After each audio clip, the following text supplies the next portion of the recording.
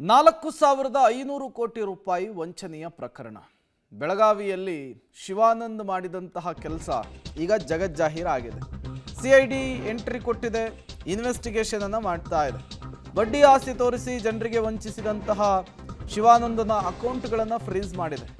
ಶಿವಾನಂದ್ಗೆ ಈ ಮೂಲಕ ಸಿಐಡಿ ಅಧಿಕಾರಿಗಳು ಶಾಕ್ ಕೊಟ್ಟಿದ್ದಾರೆ. 17 ಅಕೌಂಟ್ಗಳಲ್ಲಿದ್ದ 310 ಕೋಟಿ ರೂಪಾಯಿ ಹಣ ಫ್ರೀಸ್ ಮಾಡಿದ್ದಾರೆ. ರಾಷ್ಟ್ರೀಕೃತ ಬ್ಯಾಂಕ್ಗಳಲ್ಲಿರುವಂತಹ ಅಕೌಂಟ್ನಲ್ಲಿದ್ದಂಥ ಹಣ ಕೂಡ ಫ್ರೀಸ್ ಆಗಿದೆ. ನೀಲಣ್ಣನವರು ಬರೀ ಯಾರ್ಯಾರು ಹೂಡಿಕೆ ಮಾಡಿದ್ರಲ್ಲ ಅವರೆಲ್ಲರ ಬಗ್ಗೆಯೂ ಕೂಡ ಮಾಹಿತಿಯನ್ನು ಸಂಗ್ರಹಿಸುವಂತಹ ಕೆಲಸ ಆಗ್ತಾ ಇದೆ. ಯಾರ್ದೋ ದುಡ್ಡಲ್ಲಿ ಈತ ಜಾತ್ರೆ ಮಾಡ್ತಾ ಇದ್ದ ಅನ್ನೋದು ಸಿಐಡಿ ಇನ್ವೆಸ್ಟಿಗೇಷನ್ ಮೂಲಕ ಕನ್ಫರ್ಮ್ ಆಗ್ತಾ ಇರುವಂಥದ್ದು. ಅದರ ಜೊತೆಗೇನೆ ಈತ ಸಿನಿಮಾದಲ್ಲಿ ಹೂಡಿಕೆ ಮಾಡಿದ್ದ, ದೊಡ್ಡ ದೊಡ್ಡವರಿಗೆ ಐಷಾರಾಮಿ ಗಿಫ್ಟ್ಗಳನ್ನು ಕೊಡ್ತಾ ಇದ್ದ, ಕಾಸ್ಟ್ಲಿ ಗಿಫ್ಟ್ಗಳನ್ನು ಕೊಡ್ತಾ ಇದ್ದ. ಮತ್ತೊಂದು ಕಡೆ ಮುಂದಿನ CM ಆಗಬೇಕು ಅಂತ ಕೂಡ ಕನಸು ಕಂಡಿದ್ದ. ಈಗ ಸಿಐಡಿ ಪೊಲೀಸರ ಅತಿಥಿಯಾಗಿದ್ದಾನೆ ಶಿವಾನಂದ್ ನೀಲಣ್ಣನವರು.